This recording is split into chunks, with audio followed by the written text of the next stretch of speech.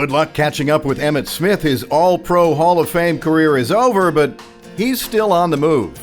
The life I live, as great as it was, in sports, I come to realize it's kind of a Cinderella world, because I mean, you make this crazy amount of money, you get to play the sport that you absolutely love, and get paid to do it, and people patting you on the back and everything else. Then when it's over, you have to figure out, what do I do next? He's now a businessman, family man, and almost obsessive bicyclist. So you slept in, huh? Yeah. I just hit the ground last night about 9:30. You're a busy man. Yeah, I'm tired, bro. And proving he's more than just another ex-jock, he owns a construction business, brand marketing business, and he is a highly sought-after motivational speaker. Here, trying to build bridges between young people and police. Where we get a chance to know each other and learn each other and become a friend to one another. He and his wife Pat take kids under their wings to mentor them. They call it Team 22 after his Cowboys jersey number. Then we took these kids to the White House, D.C. We got a chance to go to the Capitol, meet with senators and congressmen and women. We got a chance to meet the president a couple of different times. You do a lot more than just writing a check, though. Yeah, it's more than just writing a check. Definitely more than just writing a check. And so we try to create those unique experiences. And yes, this does all tie in, cycling and changing lives. What will be an annual charity bike ride will raise money for the Pat and Emmitt Smith charities. They supply school uniforms for kids and have, by his estimate, helped tens of thousands of families. What we're doing is not about me. It's really about giving back to the kids and taking advantage of the platform so we can help underserved kids achieve and receive experiences that they never otherwise might not even receive.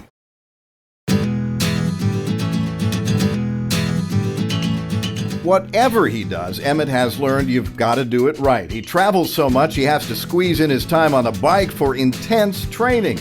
He will not settle for good enough. This is where the mental fortitude comes in, and you'll learn, I can do this, I can handle this, I know this, I can make it through. This right here is for our performance training. But I really like to get on the road and ride around and go places, see things.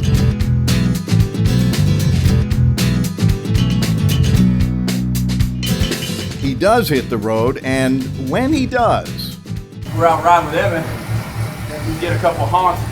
It's because people got phones hanging out the window, taking his picture, cheering him on. And I was like, man, how do they recognize you in a cycling helmet, sunglasses, and on a bike? But they do. They used to seeing that Emmitt Smith from behind. That's it. Yeah, that looks like his butt. ahead, Emmitt unplugged to share the biggest lessons he's learned from football, from life, and what he hopes his legacy will be.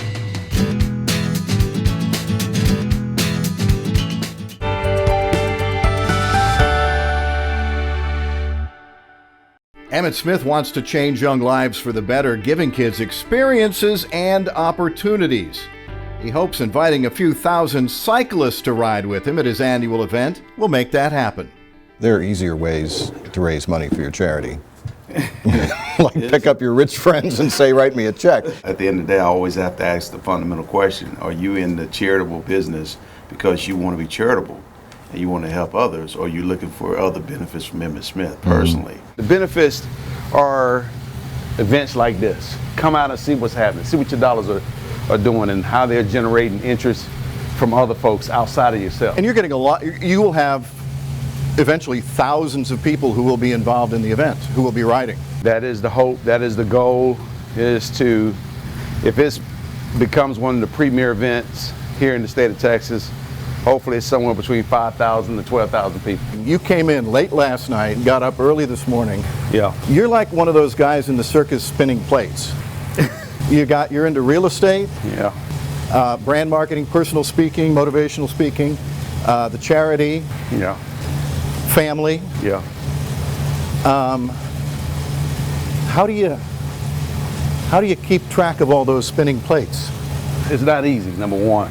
Number two, like anything else in life, you got to have a team that helps support your efforts. Quality people doing quality work and having the ability and the flexibility to do a number of different things. I've never seen a great team become great by one individual. I've seen great teams that have great individuals on them, but the overall team collectively is better than the one individual. Right. And that's the way it is in business. I was mentored by a billionaire, multi-billionaire, Jerry Jones himself. And he, would you call that a mentorship? Yes. Not just getting a paycheck Yes, from the not guy. just getting a paycheck. It stretched beyond the paycheck. Understanding and having the opportunity to be able to go to your boss and have one-on-one conversations with your boss about, not only about football, but beyond the game, what he does in business, how he conducts it, learning some of his negotiation tactics, how he leverages the Dallas Cowboys and everything else that he does into other areas beyond the game. So he's got a brand which is the Dallas Cowboys. You've got a brand which is Emmitt Smith. That's it. And what's your mission statement for the Emmitt Smith brand? I would say my mission statement is proven winner, consistency. Biggest reward out of all the things you've done? Hall of Fame, Super Bowl ring, kids, marriage. I don't know if I got it yet. Really? I don't. Because I think the ultimate reward for any parent is to know that they've done a good job of raising their own and influencing their own in the most positive way. And does that apply to the kids that you and Pat have mentored as well? Exactly. It would be very easy for you to kick back and enjoy retirement and sleep in. There's no such thing as enjoying retirement. I mean, period. I honestly believe retirement is overrated. People that retire try to figure out what else can I do? How much golf can I play? How many trips can I take? For me, it's like Warren Buffett hasn't retired. He almost 100. He's almost 100. So why should I retire too? I mean, the man is steady going, and he has all the money than we can all imagine. So it's not even about money. It's never about that. It's about the service that we have to humanity. Hundreds of families can thank him and his wife Pat each year. The two of them are changing lives, and that, says Emmitt, is why he rolls on. The Emmitt Smith ride, called the Gran Fondo, is Saturday, September 17th. It starts at Dr. Pepper Ballpark in Frisco. We've got a link.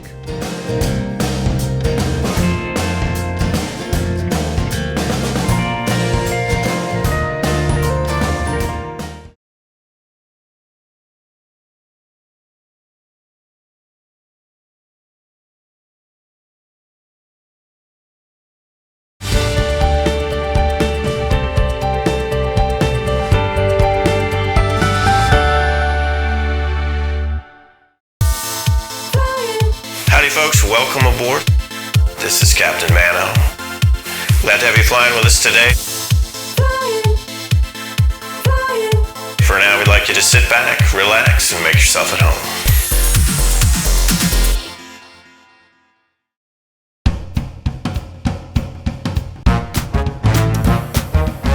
I'd like to welcome you aboard American Airlines.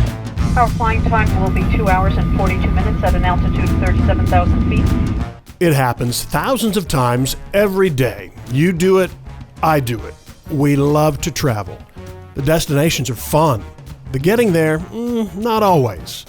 And when it comes to who's getting you there, we thought it was time you met Captain Chris Manno. He feels your pain. When he travels on personal time, he drives. You said you hate airline travel. Oh, I do.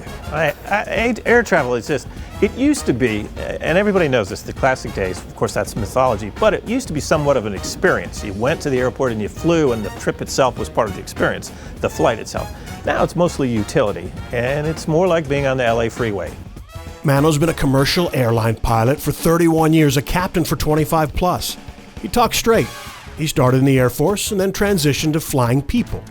He's serious, but has had his fun on the flight deck, way back in the day. There may or may not have been a time back in the day when we would turn off all the running lights for a little while and then put them back on, just in a random order, because that would probably look suspicious from the ground as far as, the people looking for UFOs, maybe they got a chance to say they saw one. I don't know. Captain Chris Manno is an interesting man. Not just a pilot, he's also a philosopher, as in PhD. Dr. Chris Manno teaches English at Texas Wesleyan. It's important to me to have that aspect. It's not mechanical, it's not flight, and I couldn't do without that. But teaching students, reaching students, teaching writing, understanding writing, it's one of the highlights of my life, as much as flying is. So, wondering what else? Married? Family? Yes. Chris is also an artist. His cartoons have been published. He's been doing it since he was a kid, and frankly, he can't understand why you aren't cartooning too. It's just one of those things you do, and it's hard to imagine everyone doesn't just draw cartoons. I mean, my style hasn't changed. You either do it or you don't. It's like writing your name, drawing a cartoon is the same thing. He cartoons about things he knows.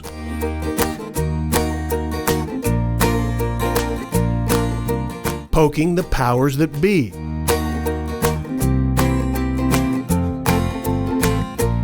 Mocking all things mockable.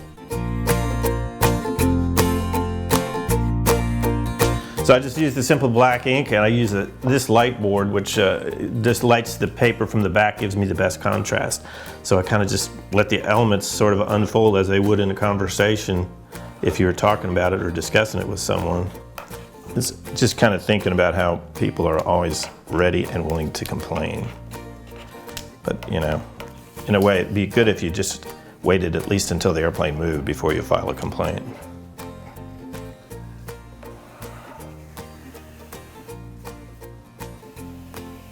And this will be in probably Airways magazine within the next month or two. And just kind of give it a once over to say, is that everything? It's like, yeah, I don't think it needs anything else, so that's it.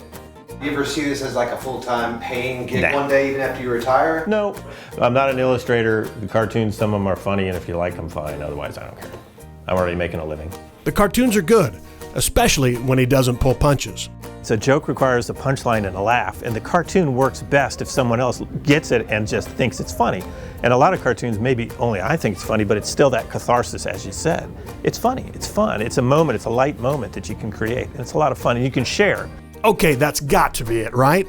Well, I was looking around online, reading Dr. Manno's reviews from his students. One mentioned he played in a band. I did not know that, so I texted him, and voila! These pictures. Lead guitar in Night Flight and drummer and founding member of Nobody's Business. At some point you gotta say, seriously, come on. All right, if he's so interesting, why no novel? Done. With a book deal for 2 more. He is the most interesting man in the world. Or at least the most interesting man in the air. Number 1, Chris Manno is a pilot. He loves to fly. It's the smoothness of it, it's the freedom of it, it's the all 3 axes at once, it's the self-determination that you control this giant metal beast with your fingertips. He says he's seen just about everything in his 31 years, and he says he feels for passengers. To be fair to passengers, they're under duress. They're traveling, they're late, it's expensive, they're not prepared. But as the captain, he's the guy who decides somebody doesn't get to fly. The funniest time I ever had was a woman got on in Los Cabos and said, there can't be any type of nuts on this airplane because my son will become deathly ill. And I was like, well, okay, let me just call. I called back to headquarters and called the medical people and said, what do you want to do about this? Because we can't guarantee that. And they said, no, deplane the passengers. And then the next thing she's in my face saying, we're not deplaning, we're going. Her husband came up and said, don't listen to her. She didn't know what she's talking about. We're going. And I'm like, I've already called security. So I called security. I expect a couple officers to come out. A big old dump truck pulls up with a bunch of armed troops. It looks like there's a banana republic having a revolution. So I finally just showed the dad that I think they're all here for you. He also understands how bad things happen in the air, and he trains to make sure they never do. Manno has never had an accident or improper outcome. His slate is clean. He talked about this TransAsia plane going down in Taiwan after losing an engine on takeoff. An old Air Force fighter pilot told us all once, and I've never forgotten it, when anything happens like that, any failure, fire, any emergency, he said, you take a minute to say to yourself, take a deep breath and say, can you believe this son of a bitch is still flying? Meaning, we don't act on impulse, we don't act on reflex, we think about things and do it carefully and follow procedures. You just need to slow down a minute, not to get caught up in the moment or the emotion of it, but let's be as smart as possible, think this through, outthink the problem, and that's what we do. And in that moment, I believe that the rushing turned off the wrong engine. As it turns out, the report says he shut down the good engine. There are two engines. One was having a malfunction, probably a fire. And instead of just waiting and clearing the ground and controlling the aircraft, he reached up and shut down what he thought was the failing engine. He shut down the only good engine. Soon, you'll see and hear a lot about U.S. Airways Captain Sully Sullenberger, who landed a plane in the Hudson. The Tom Hanks movie trailers seem to show Sully being second-guessed on what he did. No second-guessing from Manno. Is that realistic, or do you think that's Hollywood? I would always expect to answer for every single thing I did. And he was using what we call captain's authority, which is granted by the FAA. You can do anything you feel is necessary, and he did, and you'll answer for it, and that's not a problem. We don't have a problem answering for it, and no one in their right mind sees anything other than the success in this. Perhaps they're cultivating that little bit of drama for the movie, but he was a hero and did a wonderful job. There is one thing he'd change, one thing he thinks might make everything more smooth and more safe. I believe they should remove alcohol from the airports.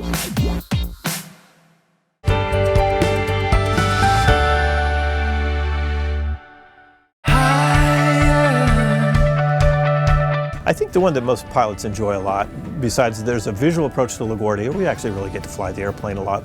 You're making turns, and Washington, D.C. is the same way. It's beautiful for passengers when you're landing south and you fly by the mall and everything, and it's a real picturesque approach. And for pilots, it's kind of fun. DFW is 13,000 feet. You can land and take off and land again if you wanted to. But these other ones require you to just do your job really well, and we like that. We like the challenge. Pilot Chris Manno loves to fly. Into D.C., into New York, anywhere. He's good at it, and he knows what matters in the air and what really doesn't. For example, you've heard how dangerous lasers are, right? We fly over all the time areas that have a searchlight, something, a haunted house or a county fair, and you get it in the face, and it's just not, in my experience, and I only speak for myself, and most of the folks I fly with. And the last time it happened to me at DFW, my first officer said, well, there's that. It's not that big a deal. Okay. So what about the other scary thing we've heard about, drones? I'm more concerned with the 40-pound goose than I am somebody's remote control. I just don't see it. I don't see the problem. This whole thing is all bypass. All right, what does concern the most interesting man in the air? It's passengers. First he says flying is stressful, and he gets it. The physical aspects of hydration and nutrition, they don't know, and it's a foreign environment for them. It's kind of like if I go to the dentist, I'm never comfortable. I'm kind of on edge. What's going to happen? So I empathize with passengers, and it's that type of environment. I'm just glad the cockpit door is bolted shut, locked. I'm good. It's pretty snarky, but probably some truth there. Today's passengers are stressed, and they're getting less and less cooperative. And you asked about the pet peeve. For me, I think probably the number one is passenger compliance. We've almost evolved in the last 10 years to where passengers have the attitude, I don't have to comply. You put the seatbelt sign on, they may or may not put their seatbelt on. You see the accidents in clear air turbulence where people are hurt. Wouldn't have been if their seatbelt's on. They just won't do what they're told. So we're stressed, we're uncooperative, and frequently we're tipsy or worse. I believe they should remove alcohol from the airports and from flight, but that's not going to happen because of the revenue factor that both the airports and the airlines make. You could eliminate about half of the passenger disturbances if you got rid of alcohol, if you restricted it. I don't think it'll ever happen. But it's sad that we really could avoid a lot of in-flight disturbances if there was no alcohol at the airport or on the aircraft. All right, got it. Try not to stress, follow instructions, don't overindulge, and short of all that, just try to remember your flight number. The best tip that I keep giving people, and most people don't even know, when you're in the airport, everybody's fumbling around looking, where's my gate, where's my flight? If you simply Google your flight number, all the information will come up. If you say, I need to know where flight 227 is, you just Google flight 227 with the airline's name. It's going to show you the gate, the time, and the delays or anything. So who is this guy anyway? This pilot, philosopher, PhD holding cartoonist who teaches university English and plays guitar and drums. Kind of snarky, funny. Runs in the family. And you have a lot of interesting avocations. Right? Yeah. So what's that about? Well, it's like I tell my students, if you want to have a full life, you're going to be busy. You're going to be tired. But there's so much to life that I didn't want to miss out on the literature part. You have a good life. Oh, I think so. I'm very fortunate to have a good life. I'm tired a lot because I teach and fly, but yeah, it's a good life. Life is good. Yeah, oh yeah. Advice to others to have a good life? Well, I don't think you should ever hold back. That's the thing. People say, I don't think I could go to grad school. I don't think, no, nonsense. It took a lot of transition to be 40 years old starting a PhD, but you're there, and all of a sudden your life is full again. And whatever it is you think you need to do that. I don't believe in the whole concept of a bucket list. To me, it's foolish. As if to say you could say, there are 3 or 4 things I could do to fulfill my life. That's just nonsense. Whatever you see, whatever is your passion, you just do it. You don't mark it off. It's the difference between saying the rosary and counting the beads. Don't make a list. Just do and live what you need to do. That's the fulfilling way to do it. And you're going to be tired. There's not enough.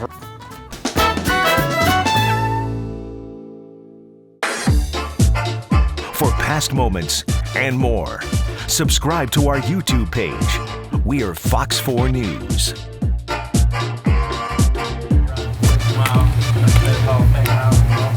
Give you one quick shoulder roll. Rotate your shoulders. Reset the spine. Reset the chin. Reset the chest. Flex the elbows. And 4, 3, 2, 1.